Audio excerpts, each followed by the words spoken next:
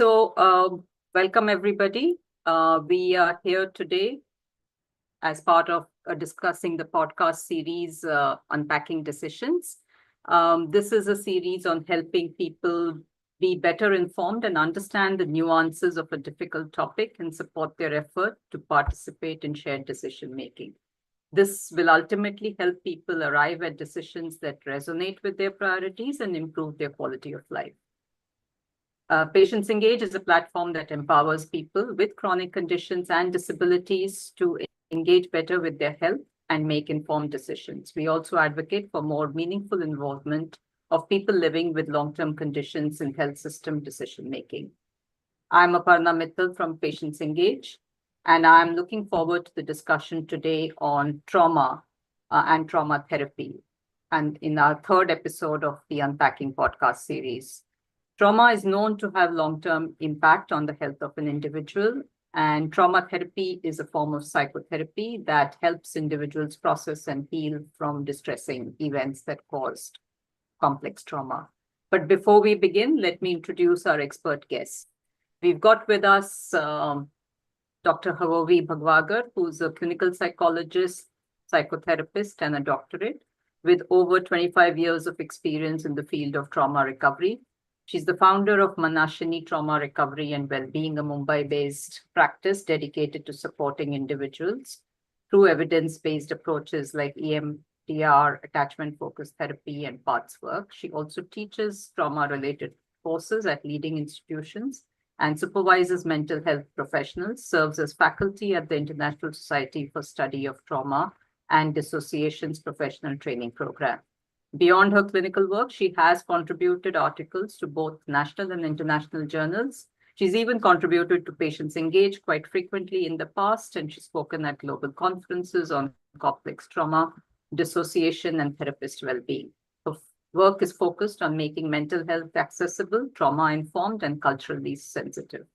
In our discussion today with her, we will unpack the nuances of trauma, role of therapy in trauma recovery, and how to navigate the right resources.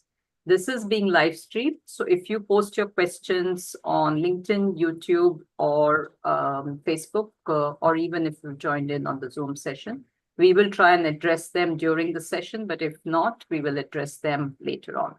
So let's get started. Thank you, Hvovi, for joining us today. Thank you, Aparna, for having me here, speaking on a topic so close to my heart. Thank you. So let's get started. Let's define what is trauma. So I think the first place I'd like to start is differentiating trauma from stress. And the reason I like to do that is because trauma has become synonymous with post-traumatic stress disorder. People hear the word PTSD, and because the word PTSD contains the word stress, they believe trauma is similar to stress.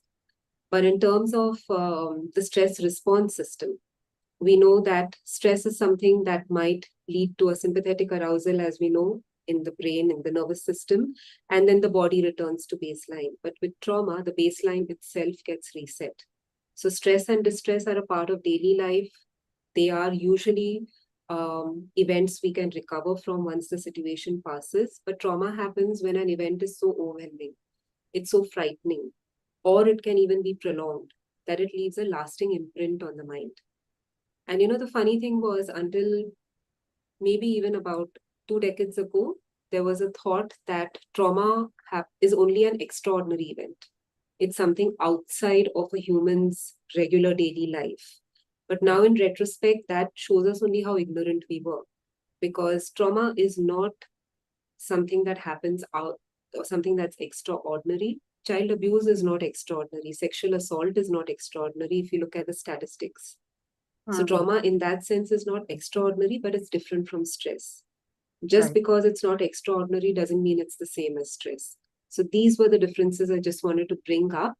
And it's the first point I touch on whenever I'm giving a talk, basically to anyone about trauma. So I hope that helps people clarify in their mind what trauma is really about. Right. Thanks. So you mentioned that it's not the same as stress and distress. So I think that's very clear. There is a term you use called complex trauma. What is complex trauma and how do you differentiate? Are there different types of traumas? So the way we look at it is there are, of course, various types of trauma. There's type 1, type 2, type 3, type 4, but we won't go into those nuances right now.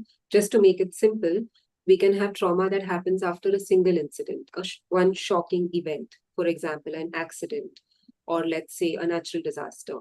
However, complex trauma comes from repeated or long-term experiences. Say a child that's growing up in a home where there has been repeated abuse, or a survivor of domestic violence. Now, what makes complex trauma different from single incident trauma is like, think of single incident trauma like a sudden storm. And complex trauma is like living in stormy weather continuously. What also makes complex trauma, and the term itself complex trauma, is because these are intentional interpersonal acts. These are acts that are done by somebody the survivor knows and trusts, and someone they usually depend on. This could be a parent, this could be a caregiver, this could be someone in a closed community, like a religious order, this could be a teacher. But these are people the survivor knows and also should feel safe around, but doesn't feel safe around. And often because complex trauma happens in these systems from which escape is difficult, another problem is the inescapability of it, which also creates complexity. Right. It's the acts that are done in complex trauma may not be physical. There may not be a single bruise on the body, but there are bruises on the soul. Right. And these complex trauma incidents, they create identity deformations. So the individual actually has a different way of looking at themselves, different way of looking at the world that seems very negative. And that comes because they've grown up in homes or they have been in prolonged places of abuse from which they could never escape. So complex trauma is much more difficult to identify. Often it will present in a psychiatrist's office or it will present in a primary health center as, say, substance abuse. Or it might present itself as depression. But it doesn't seem to get alleviated by the treatments for these conditions. And that's when the healthcare system, the mental health system gets fed up. They don't know what to do with these sort of, clients who don't get better. So therefore, it takes good training to work with them and to identify them. Right. And you talked of, you see them turn up with depression that is not easy to treat or substance abuse. But are there other kinds of impact of trauma on a person's health apart from mental health? Yes, in fact, this is a good opportunity to also educate people about the adverse childhood experiences study. Up until the 1990s, there was a tendency to dismiss childhood trauma. Right. Because how does it show up, right? I mean, is it there? Does it even exist from the time of Freud, from the time of the earliest psychologists and psychiatrists? Childhood trauma was dismissed. Now came the adverse childhood experiences study, which was done with 17,000 volunteers. It was a collaboration between the CDC, Centers for Disease Control, and Kaiser Permanente. And these 17,000 volunteers came from a primary health center. They were coming in with problems like obesity, smoking, diabetes. And when Felity and Anda, who were the pioneers of this study, when they studied the childhood of these people with primarily health conditions, all of them had at least one adverse childhood experience. And adverse childhood experiences, household dysfunction, it could be abuse, it could be neglect. Hello? Yeah. Yeah. Was I audible? Yes, you are audible. Yeah. Your screen froze a bit, but you were audible. Okay. So this is what, this was the first ever study that legitimized childhood trauma or linked trauma to health conditions. Up until then, there wasn't any data that supported that. So post-traumatic stress disorder is just one possible outcome of trauma, but with complex trauma, there can be many, many more outcomes. The more number of adverse childhood experiences an individual has, the higher likelihood of them having depression, heart disease, diabetes, substance abuse, early death. So we know that the impact is broader. We know that these are not conditions that should be taken lightly. And we know that a lot of inflammatory conditions have their tie-in with trauma. I've seen it in my own practice, but there's enough and more research to back that up also. Right. So so you talked of how it has, impact on physical health. We Could you also elaborate on some of the mental health impact as well? Is it the same as, I know you said it, is it for a lay person, is it the same as post-traumatic stress? Not stress, but post-traumatic stress disorder? One of the outcomes could be post-traumatic stress disorder, but a lot of people with complex trauma, as I said, could present with chronic depression. They could present with substance abuse. Many present with personality disorders. There's a lot of correlation between those two. A lot of people, now there's research to show that even OCD, for that matter, might have some roots in trauma. Not all OCD. There's some OCD that's pretty biological, but there are some roots in trauma. Then body dysmorphic disorder and eating disorders. There are so many that are linked to childhood trauma. And the reason that we say they are linked is because when that trauma is processed, these conditions start getting better. That can't happen unless you're seeing a solid link between these conditions. So link is not just theoretical, it's actually pretty much clinical, and it shows up in outcomes. There are outcome studies that support it. So we might want to say that if we are looking at mental health conditions, I don't agree with, trauma therapists that say that all mental health conditions have a trauma basis. We need to be cautious in making those blanket statements. But the fact remains that unprocessed trauma will not allow a mental health condition to get better. There won't be compliance with perhaps treatment. There might be constant relapses. The symptoms might not alleviate completely. Right. So one of the things that sometimes happens, and not just with mental health, but also, people with physical health, say a severe illness diagnosis, they sometimes, because you read a lot of the, the pop mental health kind of books out there, and the conversations kind of often will say that if you've had your cancer diagnosis is, for instance, because you've had a traumatic experience, right? So is there again any evidence which says some of them could be this case, all of them could be the case, none of them could be the case? I will never ever take any kind of a blanket statement as scientific evidence. There is evidence to link. Let's say someone who comes in with a depressive disorder that doesn't seem to be getting better with intervention. Then we know that there is something more there apart from the primary condition that perhaps is creating blockages in the treatment. So we want to look at a trauma history then. There are plenty of doctors who refer people to me with these untreatable diagnostic conditions.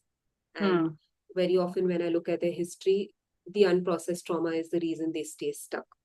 Right. However, I will never ever back up any kind of evidence which says that one leads to the other, and depression is always caused by childhood trauma, or obesity is always caused by childhood trauma. Sometimes what we want to do is see these links because it makes it easier. But the fact remains that a lot of conditions are ways that people use to cope with the trauma of childhood. And when we are actually processing that childhood material, what we are doing is trying to see how they've adapted to that, those traumatic experiences. So someone with a proper clinical lens as well as a trauma lens will be able to make these differences well. I think the idea is that the therapist and the practitioner needs to be well trained. Right. So, you talk of how trauma impacts individuals differently. What makes it possible for one person to adapt in a healthy way to a traumatic experience or a series of traumatic experience versus somebody who doesn't or who struggles with it? And you use the term stuck, again, if you can kind of unpack that and parse that in a little bit of more detail? I think that's a great question. For example, why is it that some people with this, why is it that three kids growing up in the same home, you know, display their experiences of that post-traumatic experiences differently? So there are factors that make a difference. The age, for example, at which a trauma event happened. A child growing up in a home in which a traumatic experience, like say a financial loss, happened when they were 3 years of age versus when they were an adolescent, will have different types of impacts on the person. Then support systems. One child growing up in the home might have developed or might have been blessed with a support system that another kid might not have had growing up in the same home. A coach or a teacher or a mentor or a supportive group of friends, things like that. Personality also plays a role. Some children, for example, 2 or 3 kids growing up, one of the kids has a personality that seems to be absolutely okay for the parents. Parents don't get triggered by that child. They don't abuse that child. The other two seem to trigger the parents far more. For what reason? Whatever reason. Those two are definitely going to be impacted far more. So there are a lot of variations here. In the age, even the gender. Let's be very fair. We are in a patriarchal system in South Asia. So gender plays a role too. The social location plays a role. Where are these people being raised? What kind of homes are they being raised in? Do they have some financial freedom or not? Or do they have other forms of trauma that layer on? Do they have historical or intergenerational trauma that layers on, that has a role to play even before they were born? So lots of factors, I think, make a difference there. And it's very, again, like I said, very blanket to say that 2, 3 kids growing up in the same environment will all have the same impact. That's a question I get asked so often. Why is my brother or sister different from me, though we both grew up in the same home? They seem to be either more affected or less affected. These are the reasons. Right. And is there a formal assessment for determining the impact of trauma on an individual? So post-traumatic stress disorder assessments have existed since very long. We have the impact of event scale, for example. But of late, we also have good assessments that are coming in for complex trauma. Like we have the International Trauma Questionnaire, ITQ, that assesses both PTSD and complex trauma. And we have various interviews, like we have the structured interview for disorders of extreme stress, SIDES as it is called. So these are also some assessments that we can use. The assessments for complex trauma evolving, I would say, because the definition of complex trauma itself is evolving. We need to understand that diagnostic systems have not yet accepted it as a diagnostic category yet. So complex trauma, post-traumatic stress disorder was accepted as a diagnosis in the 80s, thanks to the fact that they needed to deploy soldiers back to war. But complex trauma, even now in 2025, we do not have the American Psychiatric Association, where the DSM is based, accepting it as a diagnosis, whereas the International Classification for Disorders, ICD, has accepted it. So we know that the term itself is not yet accepted. American Psychological Association just released guidelines for complex trauma treatment and complex trauma identification in 2024. How many years later? It's not like child abuse started just now. So we are way behind. Diagnostic systems are catching up. Till they catch up, we cannot really have good tools come in, measurement tools that come in. I think we still have a ways to go for that. Right. So if somebody is, wanting to verify, so you mentioned ICD has it, right? So is it ICD 11 or? ICD 11. 2018 ICD. ICD 11, the WHO's ICD 11 is the one that has formally recognized complex PTSD, CPTSD, again with caveats. You have to have the basic PTSD criteria and then disorders of self-organization, 3 criteria of that. Then you're classified with CPTSD. It's also a little narrow, but at least it's something as compared to the DSM that hasn't yet caught up. Although from what I hear from psychiatrists, the DSM is revising and is going to include this as a category soon. The good Right. news is the DSM has removed PTSD from the anxiety category where it belonged earlier among the anxiety disorders, because Hmm. anxiety is not the only emotion you feel with PTSD. There are Correct. many others. And now the DSM has a completely new category called trauma and stressor related disorders. So Right. that's one step forward, but yet complex trauma is not recognized. Right. Right. And there's another term that comes up in, trauma literature, and some of the basic information is dissociative disorders. So can you kind of explain that in, simple language, so that we kind of, and what's its correlation to trauma, as well? So trauma and dissociation, we could say, goes hand in hand, because let's say a child is growing up in a environment in which there is a lot of fighting, Hmm. witnesses the parents constantly fighting. Right. Most children don't have the capacity to be able to sort of have their threat system activated all the time. Hmm. As adults, if our threat system is activated for a prolonged period of time, we have the resources to cope with that. Children don't. Their brains Hmm. and nervous system doesn't have the capacity. So let's say a child is growing up in a home where their threat system is constantly being activated, either they are witnessing or they are facing abuse. Hmm. Hmm. Then, but at the same time, they need to go to school and manage daily life. So their action systems that are managing daily life in their nervous system and in their brains, and along with that, the threat system are active together. Then there is sort of a split between these two systems in the body and mind. And when these two systems sort of split is when we have a dissociative condition emerge, where the Hmm. individual has one system that manages daily life, and that's not aware about this system is not aware about the trauma memories Hmm. existing. It's Hmm. like these two systems operate as either or, Yeah. rather than operating together as one integrated individual, which would happen if they had a safe home. Right. So if there was a safe environment and the threat system got activated, a parent would come or a caregiver would come and try to make sense of that threat for them. The Hmm. children who don't have that happen to them, their brains don't have the capacity to make sense of that threat. So they Right. push it to the background. And this Right. I'm saying in very simple parlance. Push to the background simply means those systems in the brain sort of become amnestic.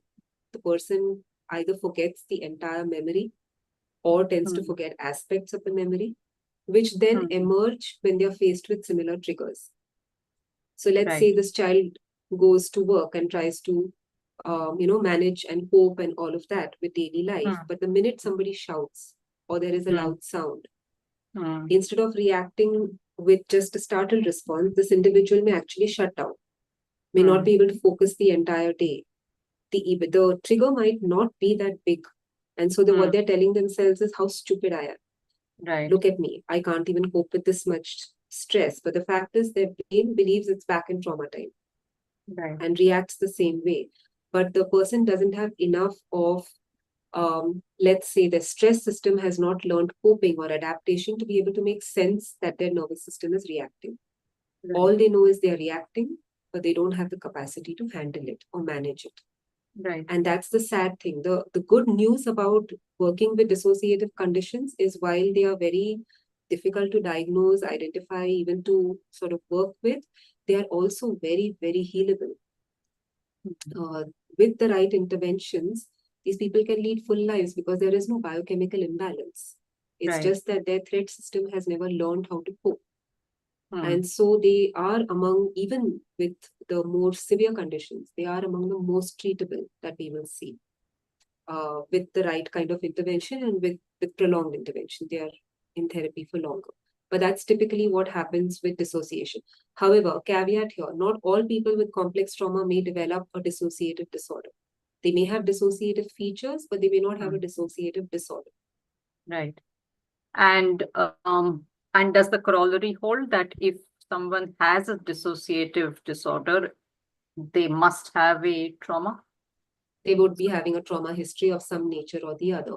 What Right. that trauma history is, they themselves may not be able to verbally share it initially Hmm. because Hmm. obviously, right, dissociation means that they have blocked that information Correct. out. Correct. So you might have to work like a sort of detective and get there and and go to see what's happening. But and all of them will have some index of suspicion in terms of giving you some of the details, but not all. So the therapist has to have hypothesis happening in their mind and make sense of it. But over a course of time, their history gets pieced together. It's sad, and it's a huge process of grieving for them, because they start really understanding what happened to them. Right. But it does happen over time. Right. So, you mentioned that the therapist has to put the pieces together, but I presume because they've blocked it out, the individual is also piecing it together often. Often they are doing it together, collaboratively, not the therapist. The therapist will make hypothesis that perhaps there are these events that happened, but they're not obviously going to state it as fact. In fact, in trauma, a therapist can never say anything happened for a fact. Curiosity is the name of the game when it comes to trauma work. So being curious alongside the client in piecing together information. And also, I think the story is not important. The way I've looked at it is whether an event happened factually exactly as the person remembers it or not is not. The grieving process, that something really horrible happened to them. Right. Something that they blocked out, and someone that they were really close to intentionally abuse them. I think that's the larger portion of therapy work. Right. Not the facts of the event. So, so is there any scenario under which the dissociation can be prevented, even if, a person has experienced trauma? Can the dissociation itself be prevented at that time, at the point of time of trauma? So I would say no. In fact, dissociation is helping the individual cope. If dissociation were not there, what was the other option? Would the mind have broken or split or fragmented in a worse way? Would another form of coping have been used by an individual that is far unhealthy, far more unhealthy? So I won't say dissociation can be prevented. I would say it was a natural coping mechanism that the brain chose at that point of time in order to deal with daily life. Right. And so if an individual, for example, is meeting me for therapy today, and let's say they're in their 30s or 40s, but they are in a home in which trauma is continuing to happen. They are being beaten up or they are being emotionally abused. Can I say that I can work with their dissociation? Not really, because that's a coping strategy for them. If they don't freeze, maybe they'll cut themselves. Maybe they'll harm themselves even further. Or they'll do something even worse, get suicidal. So, to my mind, dissociation is a coping mechanism. However, it becomes problematic. I'm using this word loosely. It becomes problematic if the person is not living in an environment of abuse and continues to use that dissociation to escape from stressors and escape from reality, because their brain knows no other way. Right. And so the goal of therapy at that point of time is to teach their brain healthier ways to cope with stress. Yeah. Let's say the individual I mentioned who saw his parents fighting or faced abuse. If his boss criticizes him or he hears a loud noise, he can learn his nervous system, what we call as neuroception, can learn to discern that, hey, I'm safe in the here and now. My boss might be criticizing me, but he's not going to damage me. He's not going to harm me. He's not going to physically attack me. Right. So helping the nervous system discern that. That is the goal and work of therapy. Ability to reorganize the nervous system such that it can recognize a trigger and stay in the here and now, using somatic tools, using body-based tools to stay grounded. That is the work of therapy.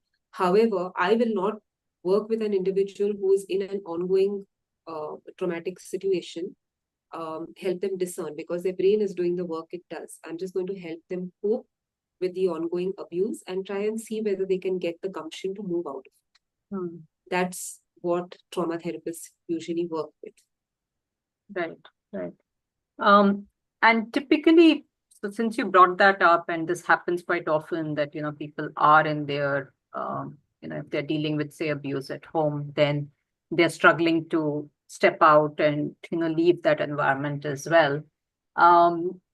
Does that require, a certain amount of healing to happen before they can make that choice, or some of them are able to uh, leave even before they start the healing process?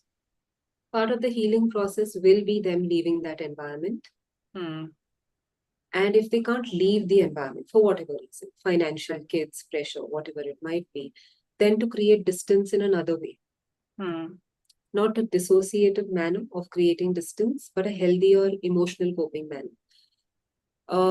I can say though that the best case scenario would be to leave the environment physically.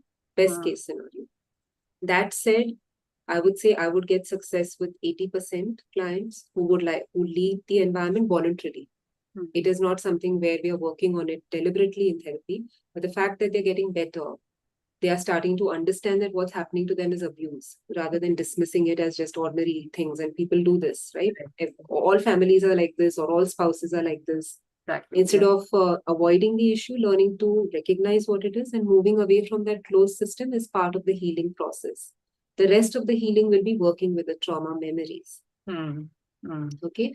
But there are some tricky cases where the person continues to take the choice to stay on in the system. They are trickier to work with, obviously. Right. But it's not like all is lost. They still learn plenty of healthy coping mechanisms and they are healthily coping in other areas of their life. And this one area they recognize they cannot really be coping well with, or they can't leave for various reasons, but they start learning to cope in other areas well. Right. That said, that's thankfully a fewer proportion of Right. individuals. Right. Right. So, you talked of healing being possible for trauma. You talked of therapy being a way forward. Are there different types of therapy, or, is it one therapy but different tools? How would you explain that to somebody who's trying to understand? So trauma-focused therapy by itself, definitely a therapist would need to get trained in and supervised to work with trauma-focused client or to work with a trauma-focused lens. Hmm. So trauma therapy, if we look at the global understanding of trauma therapy, happens in 3 phases. We have phase 1, which we call the stabilization phase, Right. where we are getting the nervous system to start orienting to the here and now. We're working with dissociation, for example. We're working with triggers. We are working with something called the window of tolerance, getting the individual uh, to stay in that aspect of their nervous system that helps them stay grounded, connected to others, and manage stress. All of this happens in the first phase of treatment, alongside a very important component, which is learning to trust and learning to relationally attune with a therapist also. Right. So that's a huge component, and a huge part of healing happens in that phase 1. That's the stabilization phase. Phase 2 of therapy is where the trauma processing happens of trauma memories. Right. Now, that is when past events are taken up and actually processed or reprocessed. And at this point, the therapist would need training in specific modalities, like, say, internal family systems or EMDR or somatic experiencing or trauma focused CBT. These are modalities that require certification, that require the individual or the therapist to be trained a certain number of hours under supervision, present some cases related to that particular form or that modality, and then be able to work with these cases. So then, of course, there's the third phase of treatment where integration happens, where the survivor makes sense of their life story and also finds new meaning. This is the time when they may leave those closed systems if they haven't already done so. This is the time they may actually get into social work of some kind, where social advocacy of some kind. They are able to see themselves differently. Now, for a therapist to get clients to move through all these phases, you can well imagine that they need to be really well trained, not only in modalities, have sufficient and enough supervision, have worked and seen with various types of trauma clients, with the single incident clients, the clients with complex trauma, dissociation. So it's an evolutionary process and it is an evolving process. There isn't really any training for trauma therapy that's offered or any college you can go to and say, I want to learn trauma therapy. You would need to find your way around it. But to just make it simpler, therapists who are doing phase one work, stabilization work, can safely call themselves trauma informed. They're helping the client stabilize. They're helping their nervous system stabilize. They're using tools to get the nervous system to stay in the here and now. Those therapists call themselves trauma informed. The therapists with more supervision, training in trauma modalities can call themselves trauma focused. Okay. That said, it's still a gray area. 2023 or 2022 is when the American Psychological Association began defining who is a trauma therapist. We don't even have a proper definition of that. So still a lot is evolving. Right. Yeah, because often the perspective is that any clinical psychologist who's trained should be able to deal with clients who've been through trauma, right? So Not really. What is the difference there? Yeah. No, I don't fully agree with that because our clinical training is just struggling to teach even the cognitive modalities. Some clinical training teaches psychodynamic psychotherapy. Psychotherapy is not taught formally. That is a harsh reality. There might be something else on paper, but the fact is we don't go away with much psychotherapy training after a master's or an MPhil also. Right. Okay. So if a MPhil or a master's student is struggling to understand psychotherapy, they're too fledgling to even understand the complexities of trauma narratives and trauma therapy. So I'd say give it some time, settle into your psychotherapy practice, be pragmatic. Don't take on trauma work too fast because you might do more damage than really do good. And I don't believe all therapists are trauma informed. You need to be able to take the right kind of training and the right kind of supervision. Both have to happen together. It doesn't come pre-packaged nicely from from your college setup or university setup. Right. So that's kind of very clear for somebody who's listening as well. But how does somebody who is experienced trauma himself or herself or a caregiver of that person identify somebody with the right skill set if they're looking for help? So I think it's important to look at credible resources to find a trauma-focused therapist. For example, in India, we have the EMDR Association of India that has a listserv, not a listserv, sorry, a list of therapists that are trained in EMDR therapy. We know safely that these are therapists who received some training or some psychoeducation on trauma. So that's one place to look. Then international bodies like the International Society for Study of Trauma and Dissociation also will have trauma-informed therapists, trauma-focused therapists on their in their communities. That said, Aparna, it is hard to find a credible trauma-focused therapist. It's really hard to find one. There are people. When I did my study, for example, I did my study on trauma therapists. My PhD study was on trauma therapists. And while so many therapists in my sample said that they were working with trauma, when you actually take their interviews or, you understand the work they're doing, it's not really trauma work. So how, if I, as a person who has knowledge, right, is still not able to find a proper trauma therapist, what's going to happen to a lay person out there?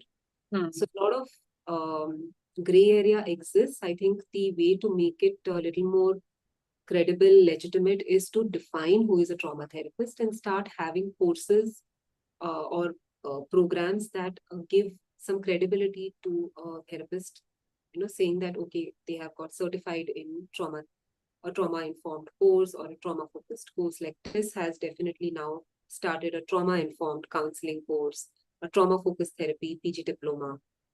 That's a step forward. Right. But not many institutes are doing this. So we still have to get there. India, no, globally, we are lagging behind when it comes to Right. finding a trauma therapist. Right. Right. Um, and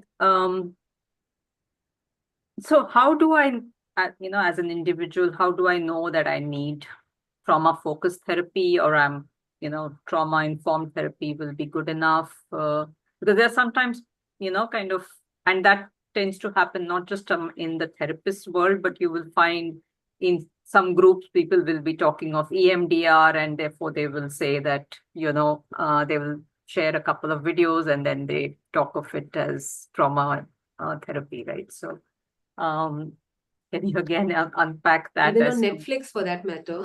even on Netflix for that matter, I Netflix, guess. there's all things going on that call itself trauma therapy. There's all things going on that call itself EMDR. Right, There's a laugh in our exactly. community saying, oh, there's a therapist just waving their hands there, and they say, oh, they've done EMDR. So Yes. yeah, it's there's a It's lot like of become the all is well is the EMDR or something. and it's shocking. There are some of these series I have seen. I say, oh my God, that's EMDR happening, really. It's not just about waving your fingers up and down. But coming back to your question, when do you know you need trauma focused therapy or trauma informed therapy? I think you should leave that to the therapist to decide. But safe to say, if you are having painful flashbacks or you're having painful memories that don't seem to get better, or I'll go back to my older point. Let's say Hmm. you have a diagnosable mental health condition that doesn't seem to be getting better after years and years of being Right, in the health system or mental health system. right. Another red flag is if you are being diagnosed with multiple conditions. Hmm. Okay. So Hmm. I have this, fruit salad coming to me of a client who's been put on everything. You Hmm. name antidepressants, 3 or 4 have been tried. You name antipsychotics, 3 or 4 have been tried. Mood stabilizers, 3 or 4 have been tried. Every second year, a new doctor, a new psychiatrist, a new diagnosis, Hmm. ranging from OCD to substance abuse to this to that, bipolar, you name it, borderline, you name it. Another red flag is too many diagnoses and not enough of help, Hmm. or the condition doesn't seem to be alleviating. Then we know somewhere I would clinically start getting a suspicion that we're looking at complex trauma. I'm not saying Right. that's always the case, Hmm. but mostly untreated trauma will lead here. So painful memories, flashbacks are very easy to identify, but being stuck in the mental health system with too many diagnoses is another red flag. Another way to probably identify if you need help with trauma is where everyday stress feels overwhelming. Hmm. One common thing that a lot of people tell me is that uh, other people seem to cope with stress and I can't. My stress management is poor. That's for me a red alert. Your stress management is not poor. The threat system has been like in survival mode for years, like I Hmm. mentioned, right, with a little child. That's really what's happening. So that's another red flag. But again, the symptoms are varied and myriad. We can't really say that these might be the only reasons to seek help. But one Right. solid reason that I can give is being stuck without proper help for years together. Then Hmm. please find a trauma focused therapist. Right. You might And really get the help you need. right. And you did allude that it takes time. So again, if you can talk about the role of therapy and trauma Hmm. focused therapy a little bit more so that people understand what it entails and, kind of don't expect it to be a quick miracle as well. So, I always tell people the first thing I say is this will take time. If you are hmm, seeking me out for trauma work, then please know that this is not a 10-12 session thing. This hmm, will take time. I also ask in the first session, are you looking for symptomatic relief? Are you hmm, looking to just have the sleep get better? Or say you have rigidity in the body and you want that to get better. Then we can work in that symptom focused way. Maybe it's a shorter route hmm, and you might exit the therapy system faster, but you might return. So I give them that disclaimer as well. Other people I ask, do you want comprehensive treatment? hmm, Since now my work is all trauma focused, all the clients I see are through a trauma lens and are coming to me for trauma treatment. Most will stick on longer than others, and most will have read a little bit and come in. But hmm, if I talk about, say, me as a therapist 10 years back when I was working with myriad cases, Hmm. all clinical conditions that I was working with. The trauma ones would stay on for longer than the others. A lot of clinical conditions would leave my system or the mental health system fast. Hmm. The trauma ones would stick on, the ones with complex trauma would stay on longer.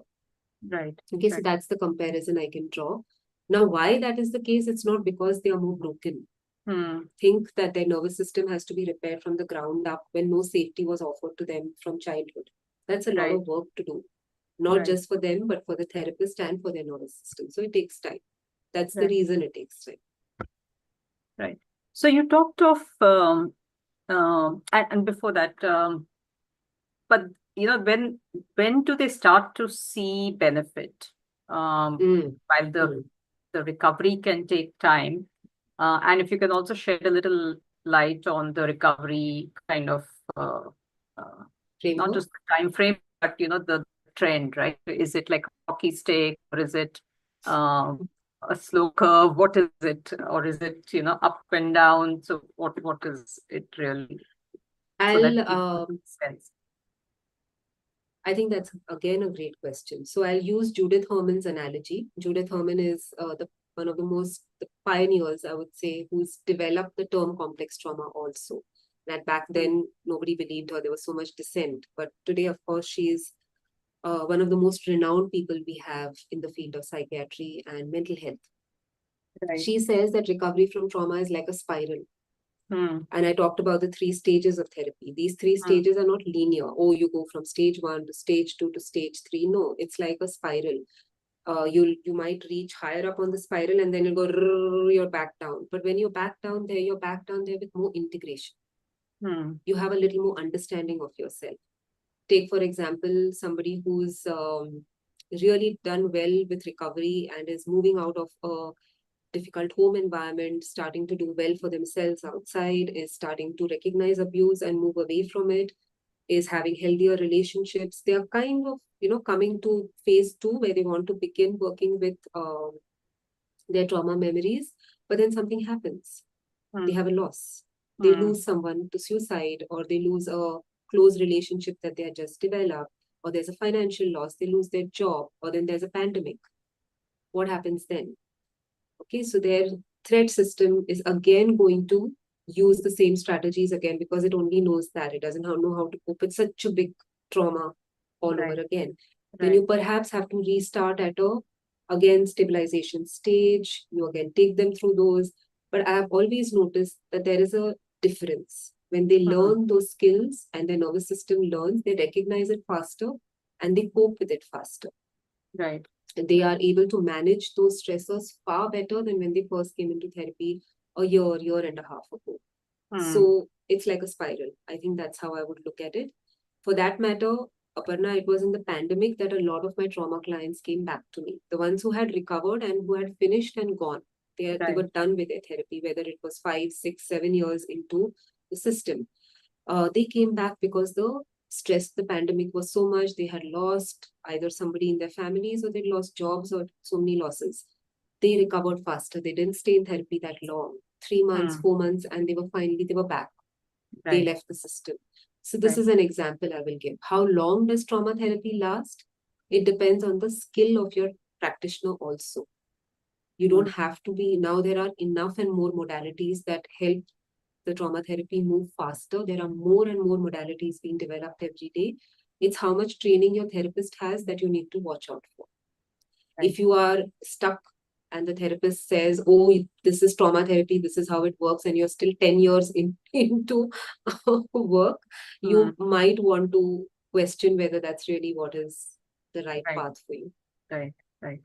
And you mentioned somewhere the safety of family and friends. So again, what is the role that family and friends can play at various stages, right? At the right after a trauma, if they're aware of it, or along the way when they sense something is wrong, and during the recovery process. Let's say if it is PTSD, single incident trauma, then family and friends have a lot of role to play.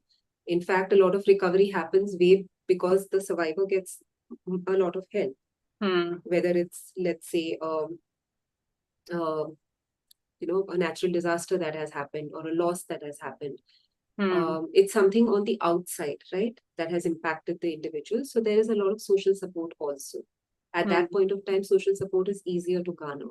With Hmm. complex trauma, it's a little more difficult because things that the individual uses as an adaptation might be seen as wrong behavior by people around. So I think one of the message that I would like to give family and friends is to offer safety and stability. Right. If a person is harming themselves, or a person is using a coping mechanism like daydreaming, Hmm. or a coping mechanism like avoidance, this for them is their method to handle or for their nervous system to stay safe.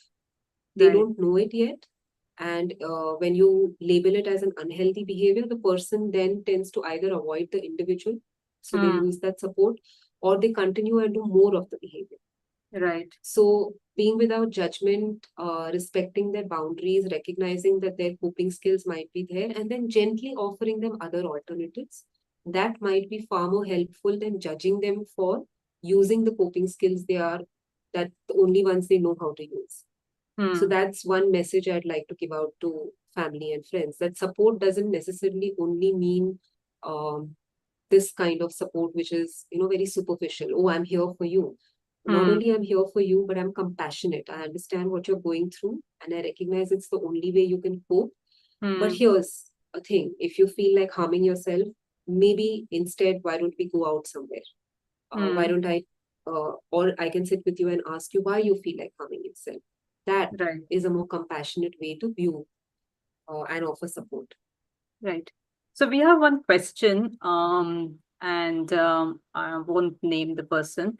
Um, so if the perpetrator, and it says in the minor, adolescent, or elderly, I would think it's more probably elderly, but um, old age, surviving, say, chronic cancer, liver failure, and the client can sympathize with the perpetrator, how do you guide the client? Because they can't move out of the space, they probably are the caregiver.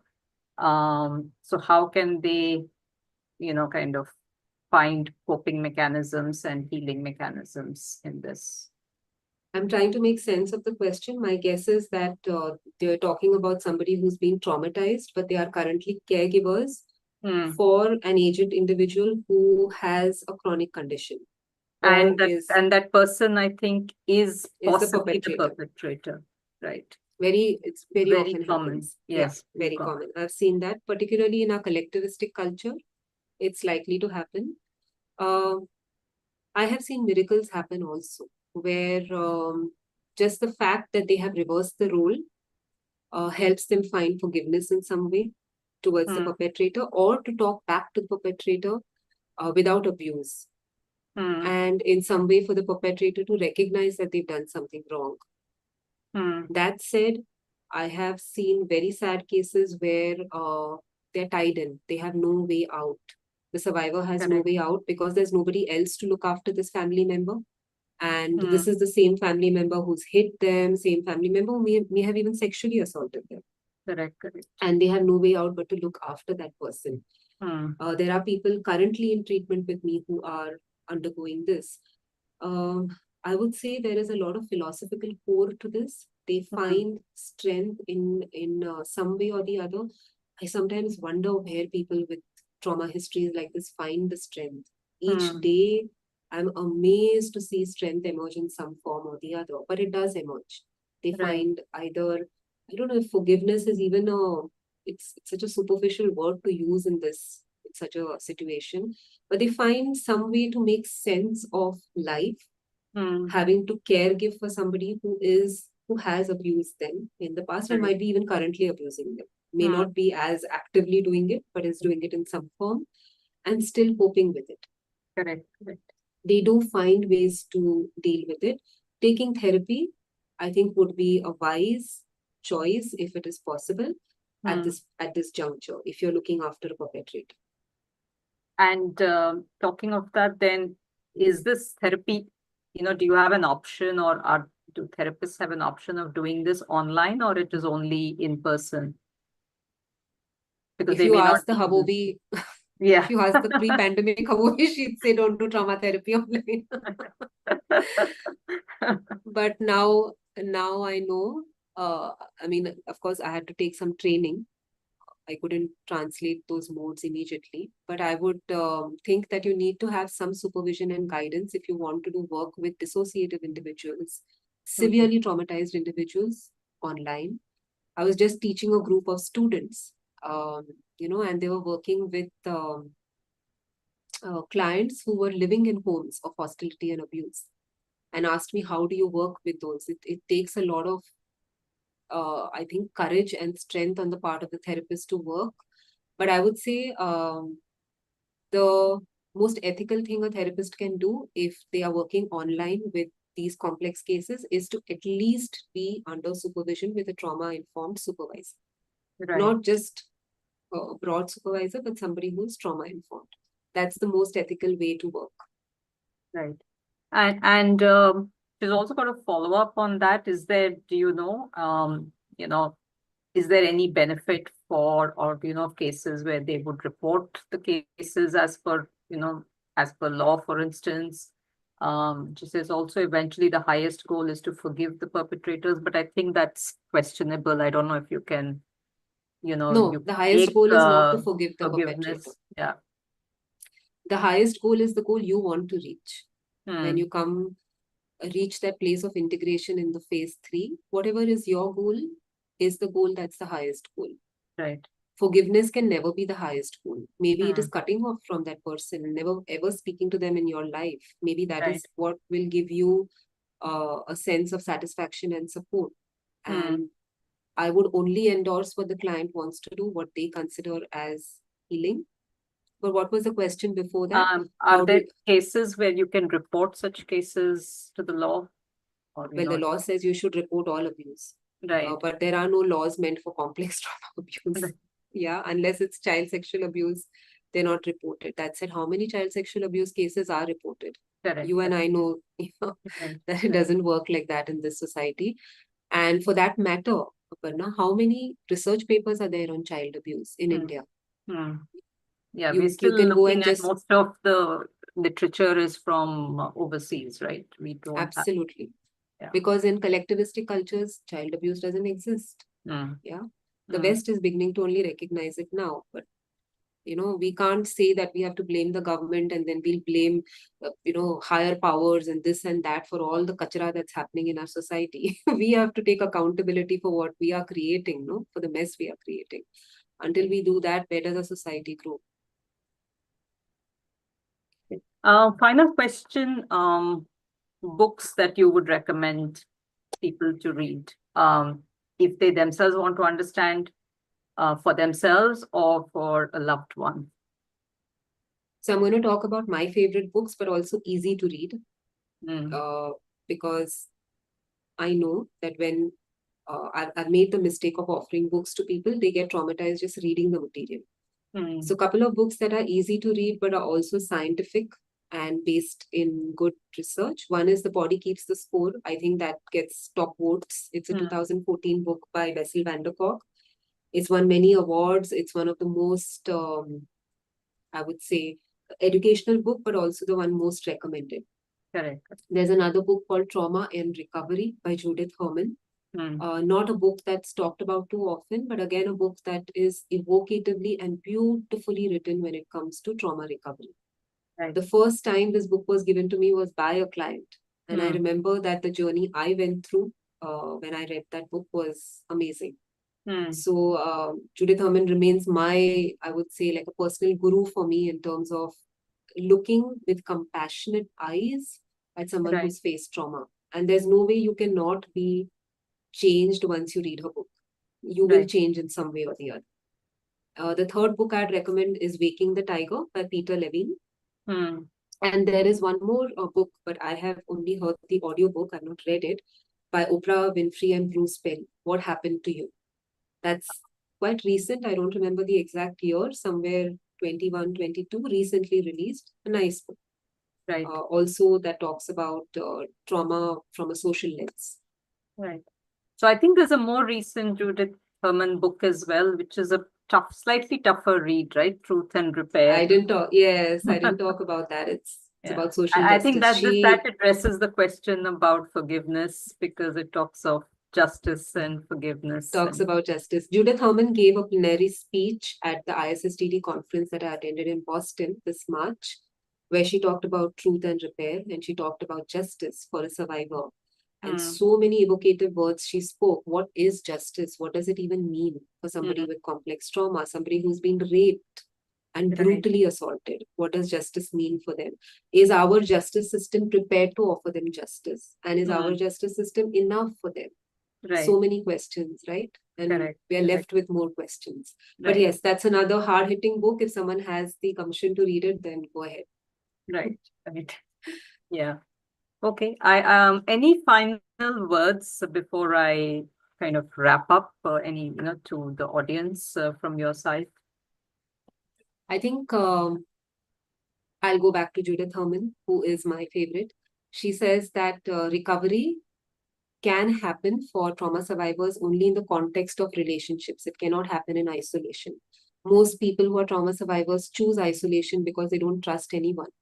Mm, And you cannot be in isolation if you want to recover. You have to recover only when you are in relationships.